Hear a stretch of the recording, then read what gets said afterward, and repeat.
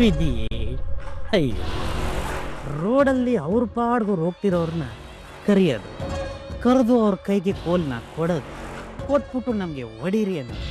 ಅವರು ನಮ್ಮನ್ನ ಬೇಕಾಬಿಟ್ಟಿಗೆ ಬಗ್ಗಿಸ್ಕೊಂಡು ರಮ ರಮ ಅಂತ ಬಾರ್ಸಾದ್ಮೇಲೆ ನಾವು ಲಾಭ ಲಾಭ ಅಂತ ಬಡ್ಕೊಳ್ಳೋದು. ಹೀಗಾಗಿದ್ದು ಇದೇ ಅಲ್ವಾ? ಆ್ಯಕ್ಚುಲಿ ನನ್ನ ಗೆಸ್ಸು ಕರೆಕ್ಟ್ ಆಗಿರುತ್ತೆ ಹೆಡ್ರೋಸ್. ನಾನು ಇದನ್ನು ಅವತ್ತೇ ಗೆಸ್ ಮಾಡಿ ನನ್ನ ಗೆಸ್ಸು ಯಾಕೆ ಸುಳ್ಳಾಗ್ತಾ ಇದೆ? ಚಾರು ರೆಬೆಲ್ ಅಲ್ವಾ?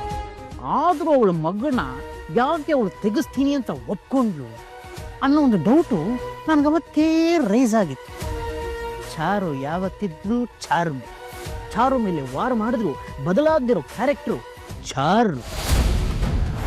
ಎಲ್ಲಿ ನನ್ನ ನೋಡ್ಬಿಡ್ತಾಳು ಅಂತ ನಾನು ತುಂಬ ಹೆದರ್ಕೊಂಡಿದ್ದೆ. ಆಗೇನಾದರೂ ನನ್ನ ನೋಡಿದರೆ ಆ ವಿಷಯ ನನ್ನ ಗಂಡಂಗೆ ಗೊತ್ತಾಗಿರ್ತಾ ಇತ್ತು. ಆಮೇಲೆ ಅವನಿಂದ ನನ್ನ ಸಾವಾಗಿರ್ತಿತ್ತು. ತಪ್ಪಿಸ್ಕೊಂಡ್ಬಿಟ್ಟೆ ಅಲ್ವಾ? ಅಲ್ಲ, ನಿಮಗೆಲ್ಲ ತಲೆ ಇದೆ. ಯಾಕೆ ನಾನು ಈ ಥರ ಹೇಳ್ತಾ ಇದ್ದೀನಿ ಅಂತಂದರೆ, ಆ್ಯಕ್ಚುಲಿ ನಿಮಗೆ ಚಾರು ಫೋನ್ ಮಾಡಿ ಮಮ್ಮಿ ನಾನು ಮಗುನ ತೆಗೆಸ್ಕೊಂಡ್ಬಿಟ್ಟೆ ಅಂತ ಹೇಳಿದ್ದಿದ್ರೆ ಅದನ್ನು ನಂಬೋದಾಗಿತ್ತು.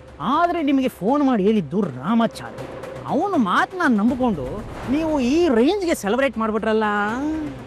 ನಿಮ್ಮ ಸಂತೋಷನ ನೋಡಿದಾಗಲೇ ನನಗನ್ಸಿತ್ತು ಇದ್ರ ಆಯಸ್ಸು ಕಮ್ಮಿ ಅಂತ.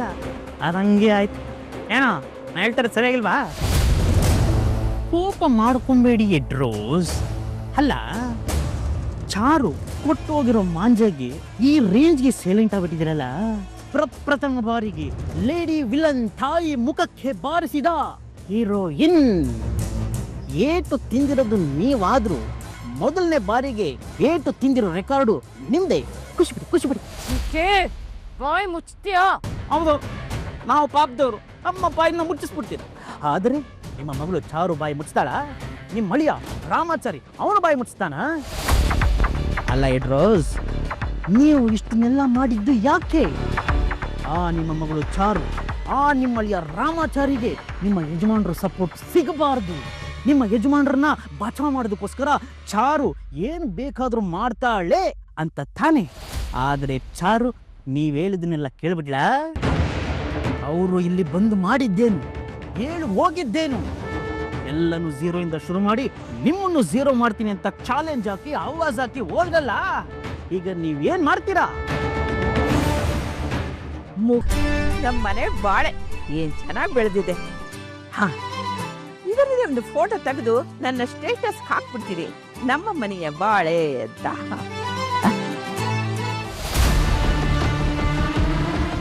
ಅಯ್ಯೋ, ಏನಿದು ಪಿಂಡ?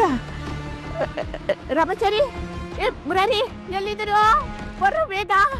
ಅಯ್ಯೋ ದೇವ್ರೆ, ಏ ರಾಮಾಚಾರಿ, ಮುರಾರಿ, ಏನಾಯ್ತು ಸಜ್ಜಿ? ಏನಾಯ್ತು? ಏನ್ರ ಇದು? ನೋಡಲಿ, ಪಿಂಡ ಇಟ್ಟಿದ್ದಾರೆ.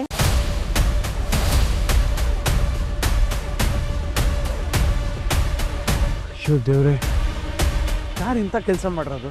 ನಾನೇ ಇಟ್ಟಿದ್ದು.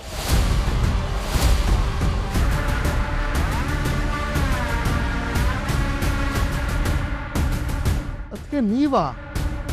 ಹೌದು, ನಾನೇ ಕಾಗಿನ ಕೂಗ್ತಾ ಇದ್ದೆ, ಇನ್ನೂ ಬರಲಿಲ್ಲ. ಮೇಡಮ್, ಏನ್ ಮಾಡ್ತಾ ಇದ್ದೀರಾ? ಯಾರು ಸತ್ತಿದಾರಾ ಪಿಂಡ ಇಟ್ಟು ಕಾಗೆ ಕರಿಯಕ್ಕೆ? ಸತ್ತಿದಾರಲ್ಲ ನಮ್ಮಮ್ಮ. ಸತ್ತವ್ರಿಗೆ ತಿಲಾಂಜಲಿ ಇಟ್ಟು ಕಾಗಿನ ಕರೆಯೋದು ತಾನೇ ಪದ್ಧತಿ. ಅಯ್ಯೋ, ಏನಮ್ಮ ಏನು ಅಂತ ಮಾತಾಡ್ತಾ ಇದೀಯ ನೀನು? ಅಲ್ಲ, ಬದುಕಿರೋ ಅಮ್ಮ ಸತ್ತಿದ್ದಾಳೆ ಅಂತ ಯಾಕೆ ಹೇಳ್ತಾ ಇದೆಯಾ? ಎಲ್ರೂ ಬದುಕಲ್ಲೂ ಆಟಾಡ್ತಾ ಎಲ್ರಿಗೂ ನೋವು ಕೊಡ್ತಾ ಇರೋರು ಅವ್ರು ಸತ್ತಿದ್ದಾರೆ ಅನ್ಕೊಳ್ಳೋದೇ ಸರಿ. ಹೌದು, ಅಮ್ಮ ಬದುಕಿಲ್ಲ, ಸತ್ತಿದ್ದಾಳೆ. ನಾವು ಹೊರಟಿರೋದು ಸೇಡ್ ತೀರ್ಸ್ಕೊಳ್ಳೋದಕ್ಕೆ, ಬುದ್ಧಿ ಕಲಿಸೋದಕ್ಕೆ, ಕಳ್ಕೊಂಡಿರೋದನ್ನ ಪಡ್ಕೊಳಕ್ಕೆ. ಆ ಸಮಯದಲ್ಲಿ ಅಮ್ಮ ಅನ್ನೋ ಎಮೋಷನ್ ನನ್ನ ಕಟ್ಟಾಕ್ಬಾರ್ದು. ಅದಕ್ಕೆ ನಾನು ಮಾಡ್ತಾ ಇರೋದೇ ಸರಿ. ನನ್ನ ಅಮ್ಮ ಬದುಕಿಲ್ಲ ಅಷ್ಟೆ. ಇಷ್ಟೆಲ್ಲ ಮಾಡಿದ್ಮೇಲೂ ಅಮ್ಮ ಬದುಕಿದ್ದಾಳೆ ಅಂದರೆ ನಾನು ಅದನ್ನು ಒಪ್ಕೊಳ್ಳಲ್ಲ. ಮೇಡಮ್, ನಿಮ್ಮ ಮನಸ್ಸಿನ ನೋವು, ಸಂಕಟ, ಒದ್ದಾಟ ಎಲ್ಲ ಅರ್ಥ ಆಗುತ್ತೆ. ಹಾಗೆ ಅಂತ ಇದು ಸರಿ ದಾರಿ ಅಲ್ಲ ನೋಡಿ. ಸನ್ಯಾಸತ್ವ ಸ್ವೀಕರಿಸಕ್ಕೆ ಹೋಗುವಾಗ ಮಾತ್ರ ಬದುಕಿರೋ ನಮ್ಮವ್ರಿಗೆ ಪಿಂಡ ಬಿಟ್ಟು ಅವ್ರು ಯಾರೂ ಬದುಕಿಲ್ಲ, ನಾನು ಒಂಟಿ ಅಂತ ಹೇಳೋ ಪದ್ಧತಿ ಇದೆ. ಅದನ್ನ ಬಿಟ್ಟರೆ ಬದುಕಿರೋರಿಗೆ ತಿಲಾಂಜಲಿ ಈ ಥರ ಬಿಡೋದು ಶಾಸ್ತ್ರ ಸಮ್ಮತ ಅಲ್ಲ ಮೇಡಮ್.